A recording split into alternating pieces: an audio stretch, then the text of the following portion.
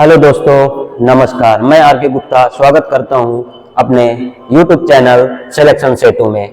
चलिए आज आपको महत्वपूर्ण 50 प्रश्न साइंस के करवा रहे हैं जो आपको हर एग्जाम के लिए बहुत ही महत्वपूर्ण साबित होंगे। तो चलिए शुरुआत करते हैं। पहले प्रश्न आपके दिए गए हैं भौतिक विज्ञान के, यहाँ से इसके बाद केमिस्ट्री और फिर लास्ट में आपको बायोलॉजी के प्रश्न करवाए जाएंगे। तो चलिए शुरू करते हैं पहले प्रश्न पे।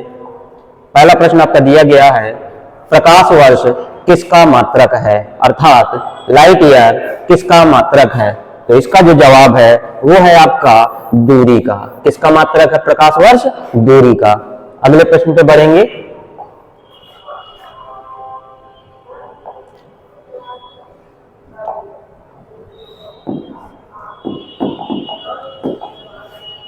दाढ़ी बनाने के लिए किस दर्पण का उपयोग किया जाता है, अर्थात शेविंग करने के लिए किस दर्पण का उपयोग किया जाता है। इसका सही जवाब है अवतल दर्पण, अर्थात कॉनकेव मिरर। अवतल दर्पण का उपयोग दाढ़ी बनाने के लिए किया जाता है। अगले प्रश्न पे बढ़ेंगे। ध्वनि की चाल सबसे अधिक किस में पाई जाती है। तो ध्वनि की चाल जो सबसे ज्यादा होती है वो होती है आपके ठोस में, 332 मीटर प्रति सेकंड। 332 मीटर प्रति सेकंड। विद्युत धारा का एसआई मात्रक क्या है, अर्थात इलेक्ट्रिक करंट, विद्युत धारा, इसका एसआई मात्रक क्या होता है। ऑप्शन आंसर आपके सामने दिया गया है। इसका जो सही जवाब है वो है आपका एम्पियर, अर्थात विद्युत धारा का जो मात्रक होता है वो क्या होता है, एम्पियर होता है। और एक वैज्ञानिक थे जिनका नाम था एम्पियर, उन्हीं के नाम पे ये मात्रक रखा गया है। अगले प्रश्न पे बढ़ते हैं। रॉकेट किस सिद्धांत पर कार्य करता है, रॉकेट किस सिद्धांत पर कार्य करता है। इसका सही जवाब है संवेग संरक्षण, अर्थात कंजर्वेशन ऑफ मोमेंटम। संवेग संरक्षण के सिद्धांत पर रॉकेट कार्य करता है। अगले प्रश्न पे बढ़ेंगे।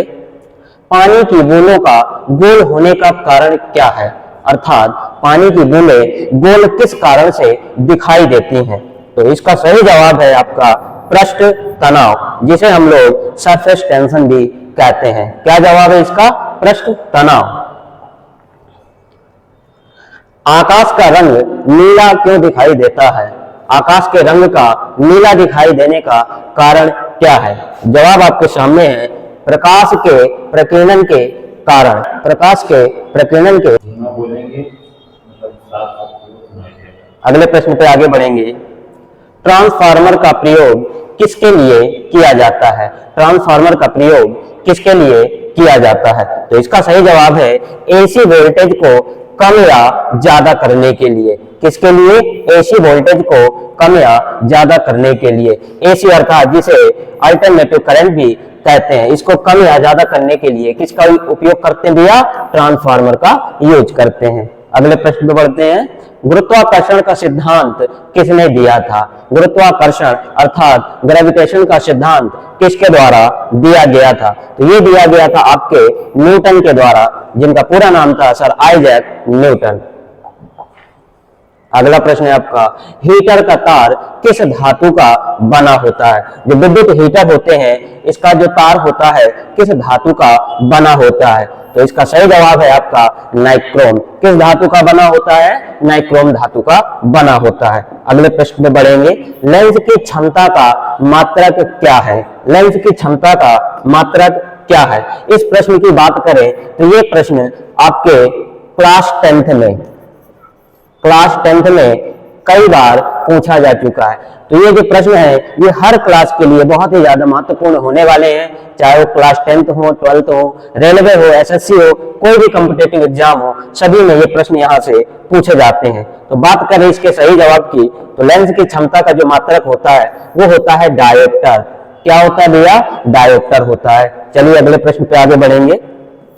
इंद्रधनुष बनने का मुख्य कारण क्या है, अर्थात जब इंद्रधनुष बनता है तो इसका मुख्य कारण क्या है। इंद्रधनुष बनने में दो महत्वपूर्ण घटनाएं देखने को मिलती हैं। एक है आपका वर्ण विक्षेपण और दूसरा है आपका पूर्ण आंतरिक परावर्तन, अर्थात वर्ण विक्षेपण की घटना और पूर्ण आंतरिक परावर्तन की घटना जब होती है तो किसका निर्माण होता है? आपके इंद्रधनुष का निर्माण होता है। और इंद्रधनुष हमेशा बरसात के मौसम में ही दिखाई देता है। कब दिखाई देता है? बरसात के मौसम में, ध्यान दीजिएगा। चलिए अगले प्रश्न में बढ़ेंगे। फ्यूज तार, जिसे फ्यूज वायर के नाम से जानते हैं, ये किस मिश्र धातु का बना होता है? फ्यूज तार किस मिश्र धातु का बना होता है? बात करें फ्यूज तार की, तो फ्यूज होता क्या है? तो जब कभी हमारे घरों में अचानक से हाई वोल्टेज आ जाता है तो जो फ्यूज होता है वो गल के टूट जाता है और जो घर की लाइनें होती हैं और जो उनसे जुड़े हुए उपकरण होते हैं वो शेप बच जाते हैं। इसलिए हम किसका यूज करते हैं? फ्यूज तार का। तो यहाँ पे प्रश्न पूछा गया है कि फ्यूज तार किस मिश्र धातु का बना होता है? तो फ्यूज तार बना होता है आपका टिन और सीसा। किसका बना होता है? टिन और सीसा, अर्थात टिन और लेड। अगले प्रश्न की बात करेंगे।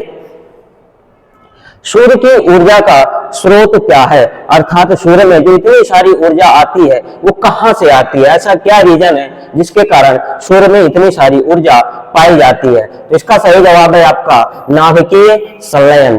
क्या जवाब है? नाभिकीय संलयन, जिसे न्यूक्लियर फिजन के नाम से भी जानते हैं।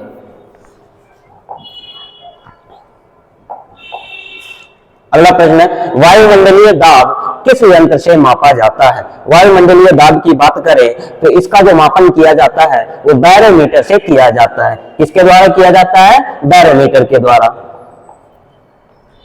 कार्य का मात्रक क्या है? बात करें कार्य के मात्रक की, तो कार्य का मात्रक जो होता है वो जूल होता है। क्या होता है? कार्य का मात्रक जूल होता है।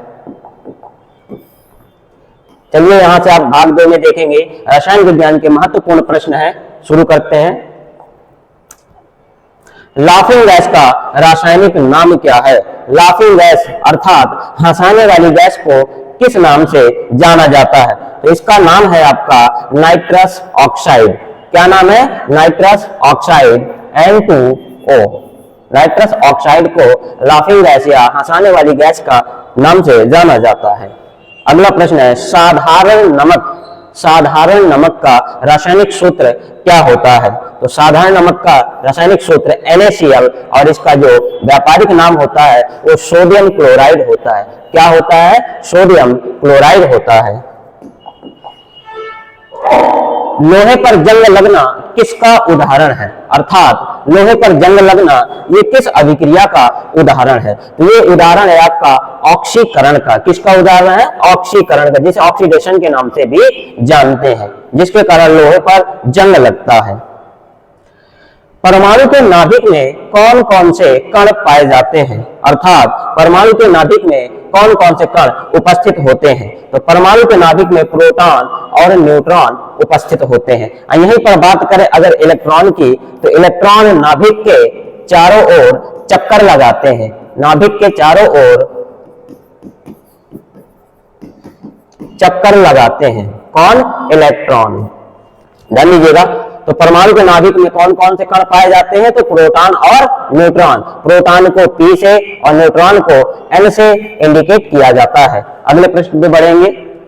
गुब्बारों में कौन सी गैस भरी जाती है? तो गुब्बारों में कौन सी गैस भरी जाती है? हीलियम गैस भरी जाती है। क्यों भरी जाती है? इसका रीजन क्या है? ये गैसें बहुत ज्यादा ठंडी होती हैं। क्या होती है? बहुत ज्यादा ठंडी होती है। और ठंडी होने के साथ साथ ये हल्की भी होती है। क्या होती है? हल्की होती है। ध्यान दीजिएगा। अगला प्रश्न है, खाने का सोडा, जिसे हम लोग बेकिंग सोडा के नाम से भी जानते हैं। खाने का सोडा अर्थात मीठा सोडा, इसका रासायनिक नाम क्या है? इसका रासायनिक नाम है आपका सोडियम बाइकार्बोनेट। खाने के सोडा का रासायनिक नाम क्या है? Sodium bicarbonate. वहीं इसके रासायनिक सूत्र की बात करें तो इसका सूत्र होता है NaHCO3। क्या होता है? NaHCO3, sodium hydrogen carbonate. क्या नाम है इसका? सोडियम हाइड्रोजन कार्बोनेट, या इसी को सोडियम बाइकार्बोनेट के नाम से भी जाना जाता है। खाने का सोडा अर्थात मीठा सोडा।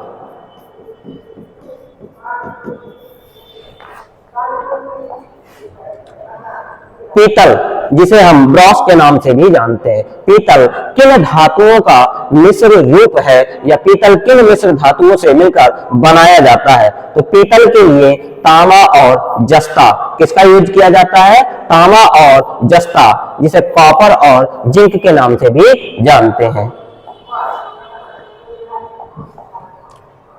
सबसे कठोर पदार्थ कौन सा है? तो सबसे कठोर पदार्थ की बात करें तो ये आपका हीरा होता है। सबसे कठोर पदार्थ कौन सा दिया? हीरा होता है।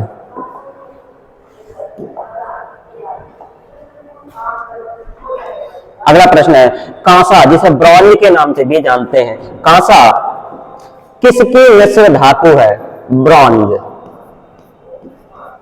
कांसा किस किस धातु की मिश्र धातु है? तो इसका सही जवाब है तांबा और टिन, अर्थात तांबा और टिन जब मिलता है तो क्या बन जाता है? आपका कांसा बन जाता है। क्या बनता है? कांसा बनता है।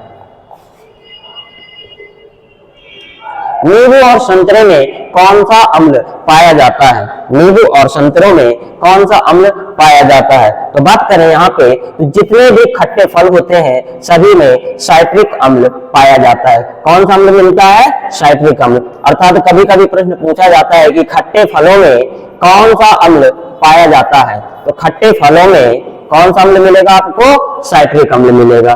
चलिए आगे बढ़ते हैं। एलपीजी लिक्विड पेट्रोलियम गैस में मुख्य रूप से कौन सी गैसें पाई जाती हैं? तो लिक्विड पेट्रोलियम गैस एलपीजी में मुख्य रूप से ब्यूटेन और प्रोपेन पाया जाता है। क्या पाया जाता है? ब्यूटेन और प्रोपेन पाया जाता है। पानी का अधिकतम घनत्व किस तापमान पर होता है? बहुत अच्छा प्रश्न है और कॉम्पिटिटिव एग्जाम पे कई बार पूछा भी जा चुका है कि पानी का घनत्व अधिकतम किस तापमान पर होता है? तो इसका सही जवाब है 4 डिग्री सेल्सियस पर। कितना? 4 डिग्री सेल्सियस पर जो पानी का घनत्व होता है वो अधिकतम होता है। ध्यान देंगे सभी बच्चे इसको, अधिकतम घनत्व पानी का किस ताप पर होता है? तो 4 डिग्री सेल्सियस ताप पर। आगे बढ़ेंगे अगले प्रश्न पे। सिरका, जिसे हम लोग विनेगर के नाम से जानते हैं, इसका रासायनिक नाम क्या है? तो सिरके का रासायनिक नाम होता है भैया एसिटिक अम्ल। क्या होता है? एसिटिक अम्ल। वहीं इसके सूत्र की बात करें तो CH3COOH, यह इसका रासायनिक सूत्र होता है। आवर्त सारणी यानी पीरियोडिक टेबल की खोज किसने की थी? आवर्त सारणी की खोज जो हुई थी ये किसके द्वारा की गई थी? मेंडलीफ के द्वारा की गई थी। अर्थात आवर्त सारणी को किसने खोजा था? मेंडलीफ ने खोजा था। अगला प्रश्न है शुद्ध सोना कितने कैरेट का होता है? कल भी इस प्रश्न के बारे पे हमने डिस्कस किया था। तो इसका जो सही जवाब है वो है आपका 24 कैरेट। कितने कैरेट? 24 कैरेट। और वहीं अगर बात करें कि जो आभूषण बनाए जाते हैं, आभूषण वो बनाए जाते हैं 22 कैरेट के। 22 कैरेट यानी कि 24 कैरेट गोल्ड होता है ये बहुत ज्यादा मुलायम होता है, जिसके कारण इसके आभूषण बनाना संभव नहीं है। तो इसमें कुछ मात्रा तांबे की भी मिलाई जाती है। किसकी मात्रा मिलाई जाती है? तांबे की मात्रा मिलाई जाती है। फिर कितने कैरेट का हो जाता है? 22 कैरेट का, और आसानी से आभूषण आदि का निर्माण हो जाता है।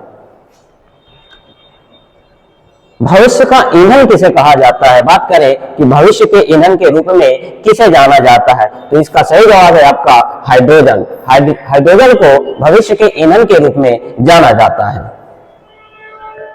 विरंजक चूर्ण अर्थात ब्लीचिंग पाउडर का रासायनिक सूत्र क्या है? बात करें ब्लीचिंग पाउडर की तो इसका यूज कहाँ होता है? तो कीड़े मारने में। किसमें? कीड़े मारने में। पानी में जो भी कीड़े हो जाते हैं तो उन कीड़ों को मारने के लिए हम किसका यूज करते हैं? विरंजक चूर्ण अर्थात ब्लीचिंग पाउडर का यूज करते हैं। तो इसका रासायनिक सूत्र की बात करें तो इसका रासायनिक सूत्र होता है CaOCl2 कैल्शियम ऑक्सी क्लोराइड। क्या नाम है इसका? Calcium oxy chloride. भाग 3 में आपको बायोलॉजी के प्रश्न दिए गए हैं, तो देखते हैं यहाँ पे। पहला प्रश्न है आपका कोशिका का शक्ति ग्रह अर्थात पावर हाउस किसे कहा जाता है? तो कोशिका के पावर हाउस के रूप में हम किसे जानते हैं? माइटोकॉन्ड्रिया को जानते हैं। और यही पे प्रश्न एक पूछता हूं मैं आपसे कि मानव शरीर का ऐसा कौन सा भाग है जिसमें माइटोकॉन्ड्रिया उपस्थित होता है? इसका जवाब आप लोग कमेंट में देंगे, क्योंकि आप ज्यादातर पढ़ते हैं कि जो माइटोकॉन्ड्रिया होता है वो पेड़ पौधों में पाया जाता है। कहाँ मिलता है? पेड़ पौधों में। लेकिन मैंने यहाँ पे प्रश्न पूछा है कि मानव शरीर का ऐसा कौन सा भाग होता है जहां पर माइटोकॉन्ड्रिया मौजूद होता है? सभी बच्चे प्रयास करेंगे जवाब देने का, फिर अगले वीडियो में मैं इस प्रश्न का जवाब आप लोगों को जरूर दूंगा। बढ़ते हैं अगले प्रश्न पे। मानव शरीर की सबसे लंबी हड्डी कौन सी है? अर्थात मानव की जो सबसे लंबी हड्डी होती है वो कौन सी है? इसका सही जवाब है फीमर। हड्डी का नाम है फीमर। ये पाई कहां जाती है? जांघ में पाई जाती है। तो मानव शरीर की सबसे लंबी हड्डी जांघ में पाई जाने वाली फीमर होती है। रक्त का थक्का जमने में कौन सा विटामिन मदद करता है? बात करें कि हमारा जो ब्लड होता है, अर्थात जब चोट लग जाती है थोड़ी देर तक खून बहता है, इसके बाद हमारा रक्त बहना बंद हो जाता है, तो कौन सा विटामिन होता है जो इसमें सहायता करता है? तो उसका नाम है विटामिन के। विटामिन के कारण रक्त का थक्का बनता है। आत्महत्या की थैली किसे कहा जाता है? ये भी बहुत बार प्रश्न पूछा गया है हर कॉम्पिटिटिव एग्जाम पे, तो ध्यान दीजिएगा। आत्महत्या की थैली किसे कहते हैं? लाइसोसोम को कहते हैं। किसे कहते हैं? लाइसोसोम को कहते हैं। मानव शरीर में कुल कितनी हड्डियां पाई जाती हैं? तो मानव शरीर में 206 हड्डियां पाई जाती हैं। वही बात करें नवजात शिशु में, नवजात शिशुओं में लगभग 300 हड्डियां पाई जाती हैं और वयस्क शरीर में लगभग 206 हड्डियां पाई जाती हैं।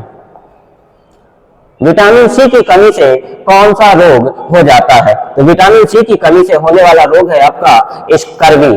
ये कहां पे होता है? ये होता है हमारे मसूड़ों में, मसूड़ों में, जिसके द्वारा मसूड़ों से क्या होता है? खून निकलना शुरू हो जाता है।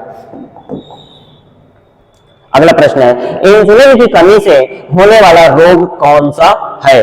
अर्थात इंसुलिन की कमी से कौन सा रोग हो जाता है? तो इंसुलिन की कमी से होने वाला रोग है आपका मधुमेह, जिसे हम लोग डायबिटीज भी कहते हैं। इसको शुगर रोग के नाम से भी जानते हैं। इसमें होता क्या है? तो मूत्र के साथ में, यानी जब मानव मूत्र त्याग करता है तो मूत्र के साथ में कुछ मात्रा शुगर की भी निकलने लगती है, जिसके कारण मधुमेह रोग हो जाता है। क्या नाम है उसका? इंसुलिन हार्मोन की कमी से मधुमेह या शुगर रोग हो जाता है। सर्वदाता रक्त समूह कौन सा होता है? अर्थात यूनिवर्सल डोनर के नाम से हम, चलिए, सर्वदाता रक्त समूह कौन सा होता है? तो इसका जो सही जवाब है वो है आपका ओ नेगेटिव। अर्थात जो ओ रक्त समूह के व्यक्ति होते हैं वो यूनिवर्सल डोनर या सर्वदाता कहलाते हैं। यहीं पे बात करें सर्वग्राही की, सर्वग्राही अर्थात सभी का रक्त ग्रहण करने वाले, तो ये कौन होते हैं? आपके ए बी रक्त समूह वाले व्यक्ति होते हैं। ध्यान दीजिएगा। आगे बढ़ते हैं। डीएनए का डबल हेलिक्स मॉडल किसने दिया था? डीएनए का डबल हेलिक्स मॉडल, अर्थात इसी को कह सकते हैं कि डीएनए का द्विकुंडलित मॉडल, डीएनए का द्विकुंडलित मॉडल ये किसने प्रस्तुत किया था? तो डीएनए का द्विकुंडलित मॉडल जो दिया था, ये दिया था वाटसन और क्रिक ने। किसने दिया था? वाटसन और क्रिक ने। डीएनए की संरचना कुछ इस प्रकार से दिखाई देती है। ध्यान दीजिएगा। ये 5' सिरा, ये 3' सिरा, तो इधर का 5' और इधर का 3'। किसी दिन विस्तार से चर्चा करेंगे आपके डीएनए के बारे में। आगे बढ़ते हैं। लार अर्थात सलाइवा में कौन सा एंजाइम पाया जाता है? तो लार में पाया जाने वाला जो एंजाइम है वो है आपका टाइलिन। कौन सा एंजाइम पाया जाता है? टाइलिन एंजाइम पाया जाता है।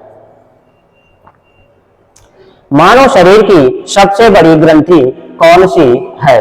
बात करें मानव शरीर की जो सबसे बड़ी ग्रंथि है वह है आपका यकृत अर्थात लीवर। मानव शरीर की सबसे बड़ी ग्रंथि लीवर है। रतौंधी रोग जिसे नाइट ब्लाइंडनेस के नाम से जानते हैं, ये किस विटामिन की कमी से होता है? तो रतौंधी जो होता है ये विटामिन ए की कमी से होता है।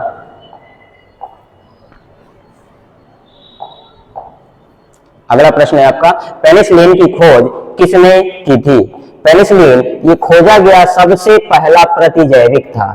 प्रतिजैविक, कभी कभी प्रश्न पूछ लेता है कि सबसे पहला खोजा गया प्रतिजैविक कौन सा था, तो जवाब हो जाता है आपका पेनिसिलिन। लेकिन यहीं पे पूछा गया है कि पेनिसिलिन की खोज किसने की थी, अर्थात हमें वैज्ञानिक का नाम बताना है। तो पेनिसिलिन की जो खोज की थी वो की थी अलेक्जेंडर फ्लेमिंग ने।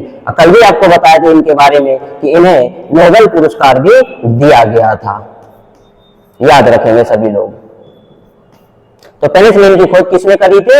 Alexander Fleming. और ये खोजा गया पहला प्रतिजैविक था। अब कहां से खोजा गया था? पेनिसिलिन जो खोजा गया था एक कवक था जिसका नाम था पेनिसिलियम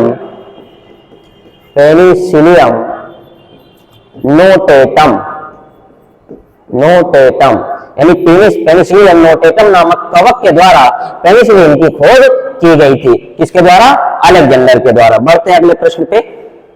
लाल रक्त कणिकाओं अर्थात आरबीसी का जीवन काल कितना माना जाता है? तो आरबीसी का जो जीवन काल होता है वो लगभग 120 दिन का होता है। यही बात करें डब्ल्यूबीसी की, तो डब्ल्यूबीसी का जो जीवन काल होता है वो 1 से लगा के 4 दिनों तक होता है। कितना होता है? 1 से लगा के 4 दिनों तक। और आरबीसी का जीवन काल कितना होता है? 120 दिनों का होता है। चेचक के टीके का आविष्कार किसने किया था? तो बात करें चेचक के टीके का आविष्कार ये एडवर्ड जेनर के द्वारा किया गया था। किनके द्वारा किया गया था? एडवर्ड जेनर के द्वारा किया गया था।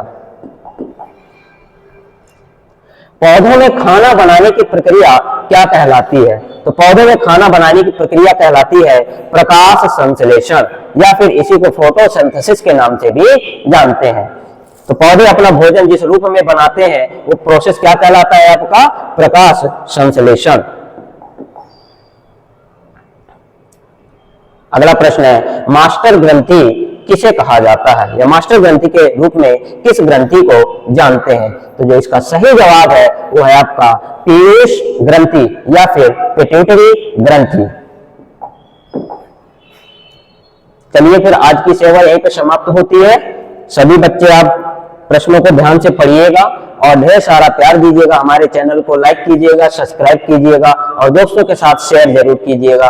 धन्यवाद सभी का।